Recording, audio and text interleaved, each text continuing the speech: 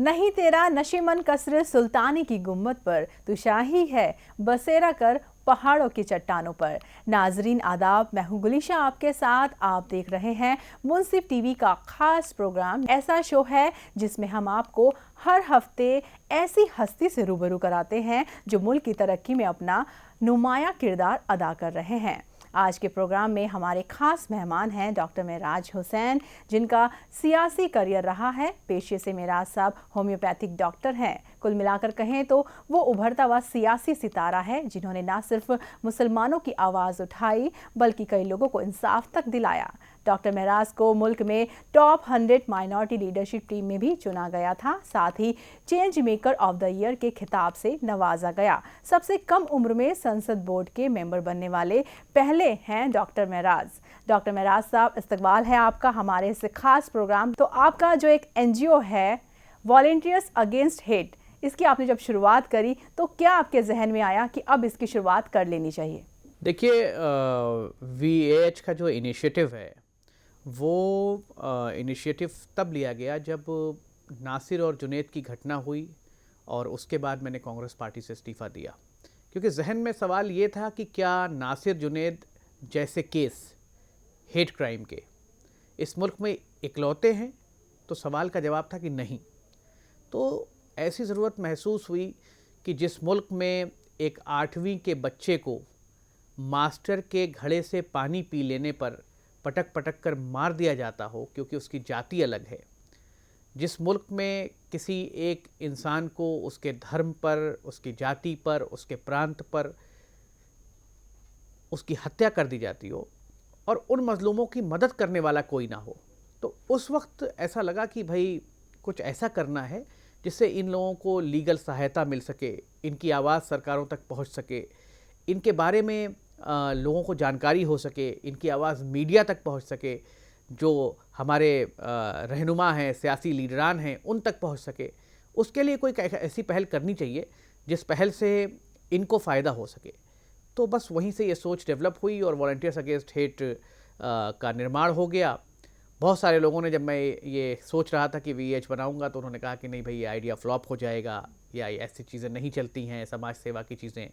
लेकिन 6-8 महीने के अरसे के अंदर वॉलंटियर्स अगेंस्ट हेट ने करीब 50,000 से ज़्यादा लोगों को अपने साथ जोड़ा और पूरे मुल्क में एक बड़ी तहरीक चलाई और बहुत सारे केसेस हैं, अनगिनत केसेस हैं जिनको सॉल्व किया। बहुत सारे लोगों को मदद की, लीगल मदद पहुंचाई, सरकारों से बात की, उनके FIR दर्ज नहीं हो रहे थे, उनके FIR दर्ज कराए। तो ये बहुत सारी चीज़ें चलती रहीं उसके बाद, और हम लगातार काम कर रहे हैं और आगे हमने एक संविधान को भी लेकर एक बड़ी मुहिम छेड़ी हुई है। एक और है आपकी मुहिम जो हैशटैग पढ़ो संविधान, तो ये क्या है? इसको हम थोड़ा समझना चाहेंगे। देखिए, ऐसा है कि इस मुल्क में लोगों के साथ एक समस्या है कि वो पढ़ते लिखते कम हैं, और जब से सोशल मीडिया का दौर आ गया, सोशल मीडिया के दौर में आदमी व्हाट्सएप यूनिवर्सिटी का कायल हो गया है। कोई भी बात उसको बता दी जाती है, वो कौवा कान लिए जा रहा है कि तर्ज पर उसके पीछे दौड़ने लगता है, फैक्ट चेक नहीं करता है। तो मेरा ये मानना था कि आज के दौर में अगर संविधान को मजबूत करना है, मुल्क के लोगों को उनके जो हुकूक हैं वो दिलाने हैं, तो उनको अपने हुकूक जानने ज़रूरी हैं। अगर आपको ये मालूम होगा कि पानी जो है वो कहाँ मिलेगा, तो आप पानी पी सकते हैं, लेकिन आपको कुएं का पता नहीं पता तो आप पानी के लिए भटकते रहेंगे। तो संविधान एक ऐसी ताकत है जिसकी ताकत पर ये मुल्क बना है, और अगर आप संविधान ही नहीं जानते, अपने हुकूक नहीं जानते, मॉरल राइट्स नहीं जानते, मॉरल ड्यूटीज़ नहीं जानते, संविधान के प्रिंसिपल्स को नहीं समझते, प्रियम्बल को नहीं समझते, तो फिर आप जो है अपने हुकूक के लिए ही नहीं लड़ पाएंगे। और संविधान ही एक ऐसी संरचना है जिसने हर भारतीय को, जो भारत में पैदा हुआ या भारत का नागरिक है, उसे वो सारे अख्तियारात दिए हैं जिसके लिए जो है वो लड़ सकता है या उनको मांग सकता है। और अगर उसको उसके अख्तियारात का नहीं पता है तो फिर चाहे उसकी ना थाने में सुनवाई होगी, ना कोर्ट में सुनवाई होगी, ना सरकारी दफ्तरों में सुनवाई होगी। तो ये जो मेरे जहन में था कि जो आने वाली नई पौध है उसे एक बेसिक, भाई हम वकील नहीं बनाने जा रहे हैं कि हम वकील बना दें, लेकिन एक बेसिक संविधान जो उसके लिए ज़रूरी है कि सिविल राइट्स क्या हैं, सिविल ड्यूटीज़ क्या हैं, मोरालिटीज़ क्या हैं इनकी, ये जान लें वो बच्चे, तो कल को वो अपने जो अधिकार हैं उनके लिए डट के खड़े हो सकते हैं और अपने समाज के अधिकार के लिए डट के खड़े हो सकते हैं। इसलिए एक हमने मुहिम छेड़ी है पढ़ो संविधान, और हम इसको जो है धीमे धीमे शहरों में रोल आउट कर रहे हैं। और हमारा जो टारगेट ऑडियंस है वो टीनेजर्स हैं बेसिकली, कि 14 साल से और 18 साल तक के जो बच्चे हैं उनको जो है वो थोड़ी जानकारी दी जाए, 2-4 क्लासेस दिए जाएं, और फिर वो संविधान पढ़ के बाहर आएंगे तो वो अपने मोहल्ले, अपने समाज और अपने इलाके के लोगों को के हुकूक के लिए भी लड़ेंगे, और ख़ुद के ऊपर अगर कोई आँच आएगी तो उस हुकूक के लिए भी लड़ेंगे। जी बिल्कुल सही कहा आपने। और जो आपने शुरुआत करी है, तो ऐसे में लोगों का रिस्पांस किस तरह से मिल रहा है? क्या लग रहा है कि जो आपकी आवाज़ है उससे काफ़ी लोग जुड़ रहे हैं? क्या और डॉक्टर मेराज की हमें ज़रूरत पड़ सकती है? देखिए, मेरा तो ये मानना है कि एक डॉक्टर मेराज काफ़ी नहीं है, बहुत सारे डॉक्टर मेराज होने चाहिए। यहाँ तक कि हर घर में एक डॉक्टर मेराज होना चाहिए जो किसी मजलूम की अपने मोहल्ले में मदद कर सके। अब जो आपने कही बात की जुड़ने की, तो मैं इसमें सिर्फ एक ही एग्जाम्पल देता हूँ हर किसी को, कि इस मुल्क में हज़ारों संस्थाएं काम कर रही हैं, और अगर मैं किसी से भी कहूँ कि उसमें से 10 संस्था का या 20 संस्था का नाम बता दो तो शायद बहुत मुश्किल होगा। खुदा का शुक्र है कि वॉलंटियर्स अगेंस्ट हेट जो है ना, उसको इस मुल्क में और मुल्क के बाहर तक जो हिंदुस्तानी हैं वो पहचान रहे हैं, जान रहे हैं। हज़ारों की तादाद में हमारी मेंबरशिप हुई है, और हर शहर में हमारा कोई ना कोई वॉलंटियर है इस मुल्क के अंदर। तो ये जो पूरा चीज़ है ये मोहब्बत से ही बनी है, और लोगों को ये लगा कि इस वक्त इस चीज़ की ज़रूरत है, और हमने ना जाने कितने केसेस सॉल्व किए हैं अभी तक। उसमें बहुत सारे ऐसे केसेस हैं, किसी स्कूल ने कुछ ऐसा कर दिया कि भाई एक मज़हब को डाउन फ्रेम कर दिया, या किसी जगह पे ऐसा हुआ कि किसी जातिगत तरीके से किसी मंदिर में किसी दलित को नहीं घुसने दिया गया। तो इस तरीके की जितनी घटनाएं होती हैं उस पर VEH के लोग जाते हैं और वो लीगल मदद और बाकी चीज़ें करते हैं। अभी एक रिसेंट घटना मैं बताऊं आपको कि यहीं दिल्ली के अंदर एक बच्चे को उसने मंदिर से उठा के एक प्रसाद खा लिया था, उसको पीट पीट के मार डाला गया। उस केस में वॉलंटियर्स अगेंस्ट हेट में मैं सबसे पहले गया था उस बच्चे के घर, और वहाँ जाने के बाद फिर पुलिस एक्टिव हुई और सारे के सारे जो उसमें गुनहगार थे उनको गिरफ्तार किया गया, और अब वो जेलों के अंदर हैं। तो ऐसे बहुत सारे ऐसे केसेस आए हैं नज़र में जिनमें ऐसा होता है, और उसके बाद जब हमारी टीम वहाँ जाती है तो लोग जागते हैं और वो एक अवेयरनेस होती है, और उसके बाद उनकी मदद होती है। जैसा कि हर कोई जानता है कि आप काफ़ी बढ़ चढ़कर हिस्सा लेते हैं और काफ़ी लोगों की आपने आवाज़ भी उठाई है। एक आपके ट्वीट के लिए बात करना चाहूँगी, आपने लिखा है इंशाअल्लाह अमरोहा, इसके लिए हम क्या समझें? देखिए, ऐसा है कि अगर आप एक सामाजिक कारकुन हैं और आप ये समझते हैं कि समाज में बदलाव आना चाहिए, तो समाज में बदलाव लाने की सबसे जो बड़ी चीज़ है वो ये है कि सियासी तौर पर भी आप मजबूत हों। क्योंकि मैं कांग्रेस में रहा, 12 साल मैंने कांग्रेस में काम किया, नासिर जुनैद के मसले पर मैंने इस्तीफ़ा दिया। तो अब आगे बहुत सारे लोग मुझसे सवाल पूछते रहते हैं कि भाई आप किस पार्टी में जाएंगे, आप क्या करेंगे। मुझे ऐसा लगता है कि सामाजिक सेवा के साथ साथ अगर आप पॉलिटिकल तौर पर भी अपने आप को और अपने लोगों को मजबूत करें, तो शायद फिर जो है जो बात आपकी अभी 10 लोग सुन रहे हैं उसे 10,000 लोग सुनने लग जाएंगे। इसलिए मैं ये चाहता हूँ कि भाई 2024 में लोकसभा चुनाव आ रहे हैं और मैं अमरोहा से दावेदारी करूँ। आगे डिसाइड करना है अमरोहा की जनता को कि मैं वहाँ लड़ूंगा कि नहीं लड़ूंगा, क्योंकि मैं खुद सांसद नहीं बनना चाहता। मैं चाहता हूँ अमरोहा की जनता सांसद बने और उनके स्वाभिमान की लड़ाई लड़ी जाए, उनके पिछड़ेपन की लड़ाई लड़ी जाए, उनकी उस ठेस की लड़ाई लड़ी जाए कि जब अमरोहा का सांसद पार्लियामेंट के अंदर गाली खा के वापस चला आता है और आकर दूसरे दिन प्रेस कॉन्फ्रेंस में रोता है, तो स्वाभिमान की लड़ाई है कि मैं ना रोऊंगा और ना अमरोहा वालों को रोने दूंगा। अगर वो मुझे सांसद चुनते हैं तो हम संविधान के हिसाब से स्वाभिमान की लड़ाई लड़ेंगे, विकास की लड़ाई लड़ेंगे, और एक ऐसी आवाज़ बन के उभरेंगे जो संसद में अगर कोई अमरोहा के खिलाफ बात होगी तो गिरहबान पकड़ के सवाल पूछेगा कि ऐसा नहीं होना चाहिए। जैसा कि आपने जिक्र किया नासिर हुसैन का, उस हत्याकांड को अगर हम याद करते हैं, उस वाक़े पे अगर हम जाते हैं, तो वही वक्त था जब आपने इस्तीफ़ा दिया था कांग्रेस से। तो आखिर कब तक ये हो गया था कि अब इस्तीफ़ा आपने दे दिया? ये सोच लिया आपने, हैंड टू हैंड ये डिसाइड करा, या फिर कुछ सोच समझ के इस्तीफ़ा दिया? ऐसा कुछ नहीं था। हो ये रहा था कि कांग्रेस पार्टी में मैं था और कांग्रेस पार्टी ने मुझे बहुत इज्जत दी, बहुत मोहब्बत दी, और मैंने भी अपने सालों दिए पार्टी को।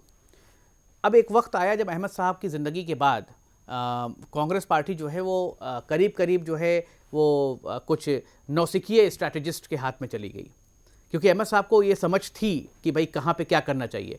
तो जब वो होने लगा तो बहुत सारे ऐसे मसले हुए जिन मसलों के अंदर जो है मैंने इंटरनल पार्टी फोरम पे आवाज़ उठाई। जैसे मैं एग्जाम्पल देता हूँ आपको कि रांची के अंदर नुपुर शर्मा केस में साहिल और मुदस्सिर को जो है वो गोली मार दी गई थी जुलूस में, और वो दोनों बच्चे जो है 18 साल से भी कम के थे।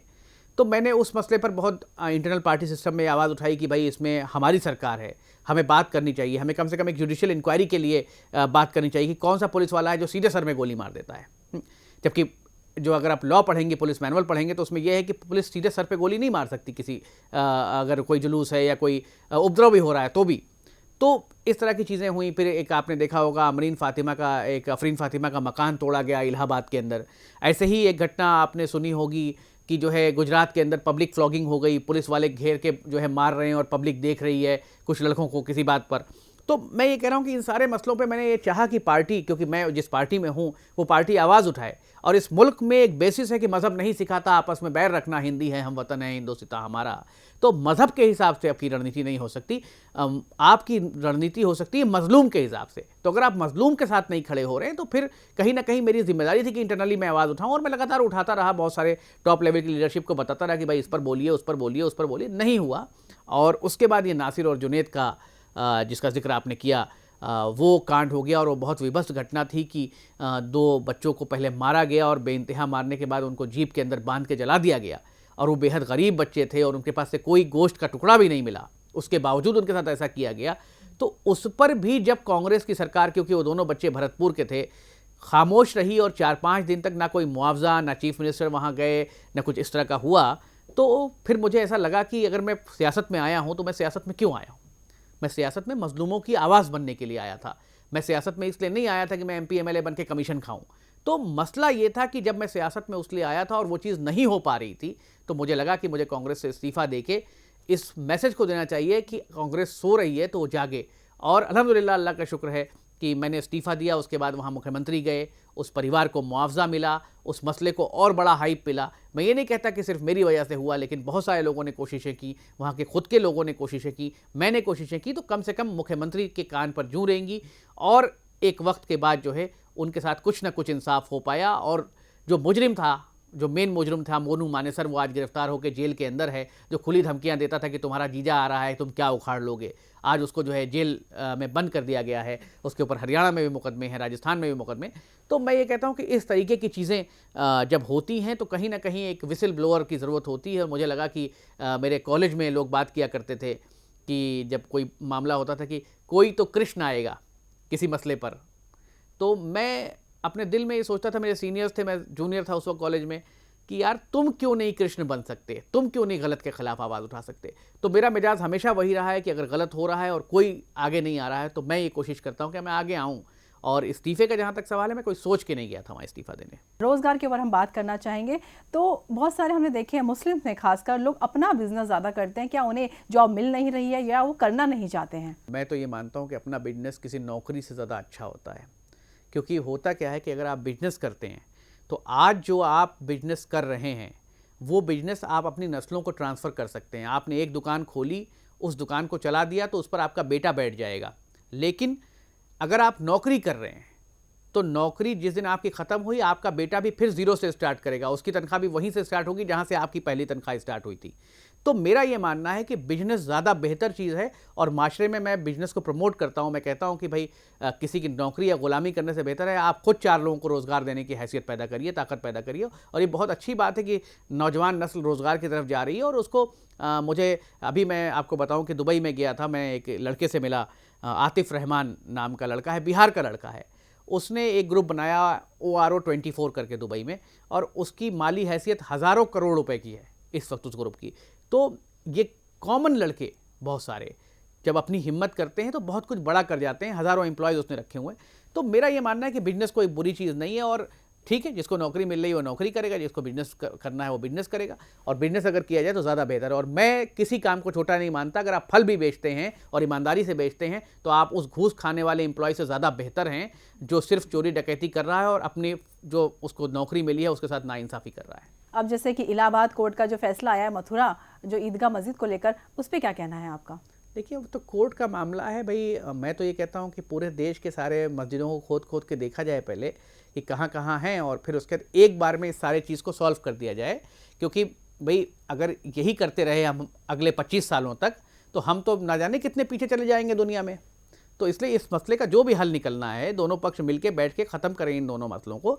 क्योंकि जहाँ पे जो होना है, हमारा लक्ष्य जो है ना, अब आपको मैं बताऊं कि जापान ये प्लान कर रहा है कि जो है चावल कैसे बोया जाए चांद पे। आप ये प्लान कर रहे हैं कि कौन वाला मंदिर है, कौन वाला मस्जिद है। तो आपकी प्लानिंग कहाँ है? तो अब जिस दौर में जापान जो है धान उगाने जा रहा है चांद पे, उस दौर में हम क्या सोच रहे हैं? तो इसलिए अब आपको इस चीज़ की ज़रूरत है कि आगे आने वाले वक्त में ना नौजवानों के दिमाग में भारत को उन्नत बनाने की चीज़ें डाली जाए, ना कि डिफरेंसेस डाले जाएं कि बेटा ये दलित है, इसके कटोरे से उठा के तुम नहीं खा सकते क्योंकि तुम ब्राह्मण हो।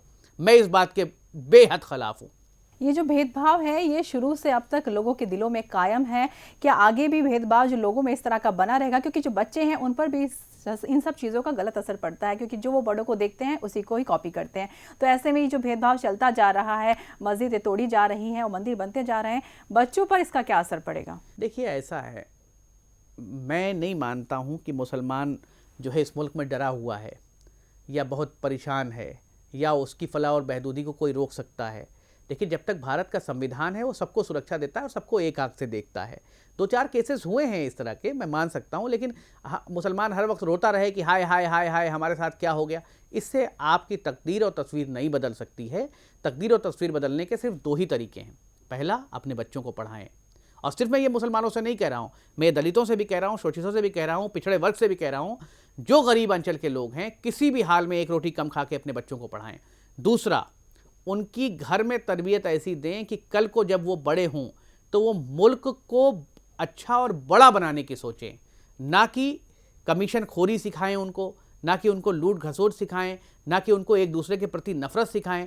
तो ये घर की दर्जगाह और तालीम अगर 2 सही हो गई तो आने वाले वक्त में मुल्क बहुत शानदार बनेगा। वरना अगर ये टीवी पे मुर्गों की बहस जो रात के 9 बजे के प्राइम टाइम पे होती है, बच्चे देखेंगे तो कार्टून निकलेंगे। तो इसी मसले के साथ साथ अगर हम बात की जाए कश्मीर के मसले को लेकर, तो जो 370 का जो जवाब आया था सुप्रीम कोर्ट की तरफ से, उस पर क्या कहना चाहेंगे आप? अब तो सुप्रीम कोर्ट ने फैसला कर दिया, सरकार ने फैसला ले लिया, अब उसमें क्या कहना है? जो हो रहा है वो सामने दिखेगा। देखिए, कोई भी चीज़ जब कोई फैसला लिया जाता है तो कोई ज़रूरी नहीं कि उस फैसले का सारा जो नतीजा है वो उसी वक्त निकल जाए। फिर हिस्ट्री बताती है कौन से फैसले सही हुए, कौन से फैसले गलत हुए। जैसे आपको एक एग्जाम्पल मैं दे दूँ कि हमने इस पाकिस्तान के 2 टुकड़े किए और एक टुकड़ा बन गया बांग्लादेश, एक टुकड़ा है पाकिस्तान। अब आप बांग्लादेश की इकनॉमी देखिए और पाकिस्तान की इकनॉमी देखिए। बांग्लादेश का टका जो है हिंदुस्तानी रुपए से भी ऊपर चला गया है। तो उनकी जो लीडरशिप है वो बिजनेस को प्रमोट कर रही है। दुनिया में कपड़े के सबसे शानदार कपड़ों के उत्पादक बन गए हैं बांग्लादेशी। टका जो है रुपये से ऊपर बढ़ चुका है। बिजनेस मॉडल ये है कि पूरी दुनिया के जो फाइनेस्ट फैब्रिक हैं, अगर आप उठा के देखिएगा, अगर किसी भी बड़ी कंपनी में आप आज चली जाइए स्टोर में और उस फैब्रिक को देखिए तो उस पर पीछे लिखा होगा मेड इन बांग्लादेश। तो एक कंट्री जो 1976 में बना उसने इस लेवल की तरक्की की है। वहीं पाकिस्तान सन 47 में बना, वो अभी भी इस बात पे लड़ रहे हैं कि अंडा हमारे यहाँ ख़त्म हो गया है, वो हमें भीख दे दो अरब वालों, हम अंडा पका लें, हमें भीख दे दो, हमारे यहाँ गोश्त खत्म हो गया है, जो ज़कात आ रही है पाकिस्तान को दे दो। तो उनका प्राइम मिनिस्टर हर वक्त झोली फैला है। आपने बांग्लादेश के प्राइम मिनिस्टर के स्टेटमेंट कितनी बार सुने कि अरब वालों हमें भीख दे दो? वो भी मुसलमान है और वो भी मुसलमान है। तो सवाल ये है कि मैं हमेशा इस बात को कहता हूँ कि नज़रिया बड़ा इंपॉर्टेंट है। अगर आपका नज़रिया विक्टिम है, आप रोते रहे, ये मैं हिंदुस्तान के मुसलमानों के साथ भी कहता हूँ, तो फिर आप आने वाले वक्त में भी इसी तरीके से रोते रहेंगे। 50 सालों में जो आपका हुआ है 50 सालों के बाद और बुरा हो जाएगा। लेकिन अगर आपने तालीम हासिल की और अपने साथ जो है एतमाद के साथ चले, संविधान को पढ़ा, जाना, समझा, अपने हुकूक समझे, तो फिर उसके बाद आपको जो है कोई रोक नहीं सकता। मैं इसका एक छोटा एग्जाम्पल आपको दूं कि जो माइनॉरिटी मिनिस्ट्री की स्कॉलरशिप होती है, अगर आप उसको उठा के देखिए तो माइनॉरिटी में जैन भी आते हैं, माइनॉरिटी में बुद्ध भी आते हैं, माइनॉरिटी में सिख भी आते हैं, माइनॉरिटी में मुसलमान भी आते हैं। आप देखें मुसलमानों का नंबर उस स्कॉलरशिप में बहुत कम होता है। जैन जितनी परसेंटेज है उनकी, उसके हिसाब से बहुत बड़े नंबर में वो स्कॉलरशिप लेते हैं। क्यों? क्योंकि हम बेदार नहीं हैं। तो ना हम सियासी तौर पे बेदार हो पा रहे हैं, ना हम तालीमी तौर पे बेदार हो पा रहे हैं, ना हम माशियती तौर पे बेदार हो पा रहे हैं। तो कौन करेगा बेदार? भाई हम अगर चिल्ला के चले जाएं और आपके कान पे जूं ना रहेंगे और आप फिर शाम को सास बहू का नाटक लगाएं और फिर सो जाएं और आप फिर सोचें कि अल्लाह ताला आपके नसीब को बदल देगा, तो अल्लाह भी ये कहता है कि God help those who help themselves. आपको भी कहीं ना कहीं कुछ ना कुछ मशक्क़त करनी पड़ेगी। घर में सिर्फ सोने से और टीवी के सामने रोने से कुछ नहीं होने वाला। जैसे कि आपने अभी बात उठाई कि जिन जिन राज्यों में कांग्रेस हार गई है, कांग्रेस से कहाँ गलती रही, कहाँ चूक हुई? क्योंकि चुनाव प्रचार तो बहुत अच्छे से किया और काफ़ी मेहनत इस बार कांग्रेस करती नजर आई थी, लेकिन जो परिणाम आए वो कहीं ना कहीं उनके साथ में नहीं, फेवर में नहीं आए। तो कहाँ लगता है कांग्रेस ने गलती कहाँ कर दी है? तो 3 गलतियां कांग्रेस की मुझे दिखती हैं। पहली गलती तो मुझे ये लगता है कि कांग्रेस बेइंतहा जो है ना वो घमंड में आ गई थी इलेक्शन के रिजल्ट आने से पहले ही, और उनको ये ओवर कॉन्फिडेंस जो था ना वो ले डूबा कांग्रेस को। जैसे कमलनाथ का एग्जांपल लीजिए, सुपर ओवर कॉन्फिडेंस थे भाई। इंडिया गठबंधन कह रहा है कि इन पत्रकारों के साथ हम नहीं बैठेंगे, वो उन्हीं पत्रकारों को बुला बुला के इंटरव्यू दे रहे हैं। अगर मुझे लगता है कि वो तो हाईकमांड की बात भी नहीं सुनते होंगे। दूसरा मसला ये था कि जो टिकटों का बंटवारा हुआ वो मुझे लगता है कि उतना सटीक नहीं हुआ जितना होना चाहिए था। और तीसरा मसला ये हुआ कि कहीं ना कहीं बीजेपी के पास जो फंड का लेवल है वो लेवल कांग्रेस उस लेवल का खर्चा नहीं कर पाई, और बीजेपी ने जिस लेवल का फंड बहाया मीडिया में और जो हवा बनाई और प्रचार में जो पैसे खर्च किए, उतने पैसे कांग्रेस के पास थे नहीं। ये कांग्रेस की मजबूरी है। तो ये 3 फैक्टर्स मुझे लगते हैं कि जिसकी वजह से कांग्रेस की हार हुई है। कांग्रेस हमेशा हार के बाद ईवीएम मशीन का मुद्दा उठाती हुई नजर आती है। क्या लगता है अगर जीत जाती है तो इस तरह का मुद्दा नहीं उठाती है, और अगर तेलंगाना में जीत हुई है बाकायदा कांग्रेस की तो तब ईवीएम मशीन कहाँ जाती है? नहीं, मैंने खुद ये बात कही थी कि हैदराबाद वाली ईवीएम सही थी और भोपाल वाली ख़राब हो गई, तो ये तो बड़ा डाउटफुल मामला है। लेकिन एक बात मैं मानता हूँ, अगर मैं प्रधानमंत्री होता मुल्क का और मेरे दिल में कोई इस तरह का गिला नहीं होता कि ईवीएम और बैलेट वाला मसला, तो मैं एक बार ये ज़रूर कहता कि एक चुनाव चलो बैलेट से लड़के देख लेते हैं। मान लो 2024 का चुनाव, अगर उसमें भी तुम हार गए फिर उसके बाद तो परमानेंटली ईवीएम ही होगी, लेकिन एक चुनाव बैलेट से लड़के देख लेते हैं। तो इससे जो ये शंका है बहुत सारे लोगों के मन में होती है, ऑब्वियस बात है, तो वो शंका दूर हो जाती है। क्योंकि कई जगह पे ईवीएम मशीनें खराब हो जाती हैं, उसमें ऐसा होता है कि भाई कांग्रेस का बटन दबा रहे हैं, बीजेपी को वोट जा रहा है, इस तरह की चीज़ें होती रहती हैं, न्यूज़ में आता रहता है। या ईवीएम कहीं पकड़ ली गई इलेक्शन के 4 दिन पहले कि ये ईवीएम बिना अनऑथराइज गाड़ी में जा रही है ईवीएम, कभी किसी का कंट्रोल रूम टूट गया। तो इस तरह की चीज़ें होती हैं। लेकिन बैलेट में भी बूथ कैप्चरिंग होती थी एक ज़माने में, बिहार वार में तो बहुत होती थी। तो मैं ये मानता हूँ कि एक बार चलो, अगर इतने लोगों को शंका है और इतने सारे लोगों को शंका है, तो एक बार प्रधानमंत्री को बड़ा दिल दिखा के बैलेट से चुनाव करा देना चाहिए। अच्छा, इसी के साथ हम बात कर लेते हैं अयोध्या में जिस तरह मंदिर बन रहा है उसका निर्माण हो रहा है, और ऐसे में अब 5 एकड़ ज़मीन में जो मस्जिद बनने के लिए उसकी भी आज वो जानकारी सामने आ गई है। तो मस्जिद बन रही है, इसकी खुशी है, और मंदिर का उद्घाटन होना है। इन दोनों चीज़ों को किस तरह देखते हैं? देखिए, ऐसा है, मेरा ये मानना है मस्जिद और मंदिर जो है ना वो राजनीति का विषय नहीं होना चाहिए, वो बड़ा पर्सनल विषय है। मेरा मज़हब मेरे लिए बड़ा पर्सनल है। मैं खुदा से क्या दुआ मांगता हूँ उसको कैमरे पे नहीं मांगता, मैं बंद कमरे में मांगता हूँ। तो राजनीति अगर धर्म की हो तो उसके मैं कभी फेवर में नहीं रहा। लेकिन चलिए भाई, अब कोर्ट का निर्णय आ गया, सबने स्वीकार कर लिया, मंदिर बन रहा है, बहुत अच्छी बात है, बधाई हो आपको।